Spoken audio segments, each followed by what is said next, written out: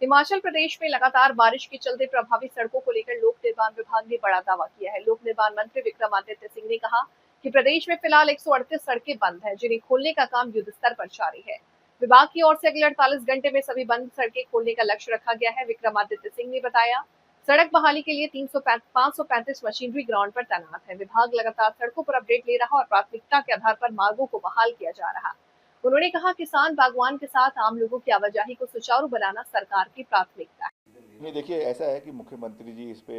काफ़ी समय से एक्सरसाइज कर रहे हैं, और मुख्यमंत्री ही नहीं, जो इसमें एक कैबिनेट की सब कमेटी भी बनी है, और उसमें ये जो है सारे आंकड़े उसमें प्रस्तुत किए गए, और वहाँ पे ये चीज़ दिखाई गई है कि एक जो हमारा एडमिनिस्ट्रेटिव सेटअप प्रदेश के अंदर है, प्रशासनिक ढांचा है, वो एक पिरामिडिकल स्ट्रक्चर में जो है वो तब्दील हुआ है, जिसमें ऊपर ज़्यादा है और नीचे कम है, उल्टा हो गया है। तो इसको हमें जो है सही करने की आवश्यकता है कि कई जगहों पे हम देखते हैं कि जो हमारे ग्राउंड लेवल के वैकेंसीज़ है, किसी भी डिपार्टमेंट में करें उसमें वैकेंसीज़ है, मगर ऊपर हमारे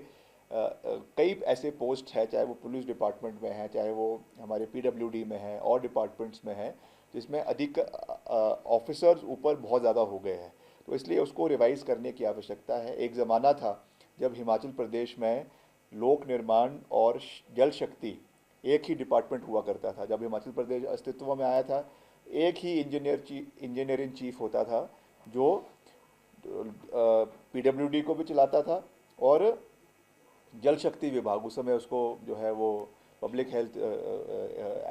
आईपीएच कहा जाता था, तो उसको भी चलाता था। आज हमारे करीबन 2 ईएनसी तो पीडब्ल्यूडी में है, वैसे ही करीबन 3 ईएनसी जो है वो आपके जल शक्ति विभाग में है, वैसे ही पुलिस डिपार्टमेंट में है। तो इसलिए इस चीज़ को रिवाइज़ करने की आवश्यकता है आजकल, क्योंकि वैसे भी अब आर्टिफिशियल इंटेलिजेंस का ज़माना है, हर चीज़ में जो है वो कंप्यूटराइजेशन हो रहा है, हर चीज़ में काम की डिस्बर्समेंट्स हो रही है। इसलिए इसको पूरे तरीके से स्टडी किया जा रहा है, और जहाँ पे जिन पोस्ट की हमें आवश्यकता नहीं है, हो सकता है कि कुछ साल पहले थी, मगर अब क्योंकि टोपोग्राफी बदली है, डेवलपमेंट हुई है,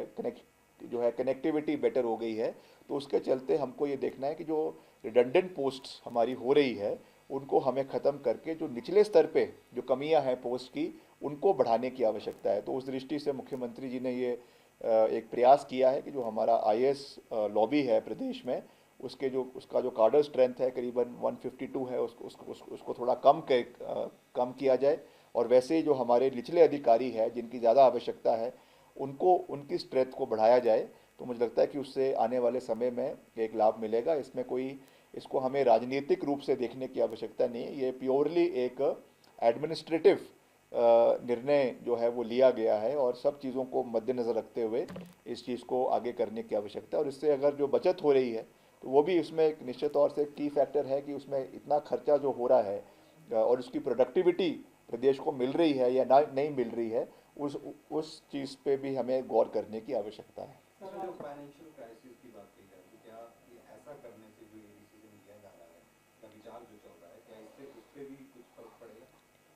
ये देखिए, ऐसा है कि निश्चित तौर से हर निर्णय जो है उसमें कुछ ना कुछ कोष पे तो फ़र्क पड़ता ही है। तो इसको आप प्रशासनिक रूप से भी देख सकते हैं, जैसा मैंने आपको कहा कि इसमें पिरामिडिकल स्ट्रक्चर जो है वो उल्टा हो गया है, वो भी इसमें एक कारण हो सकता है। और दूसरा, जो हमारा एक वित्तीय बोझ है और उसकी वजह से जो एक अफेक्ट हमारे ट्रेजरी पे पड़ता है, वो भी उसका एक कारण हो सकता है। तो इसमें मल्टी प्रोलॉन्ग्ड और मल्टी फेसेटेड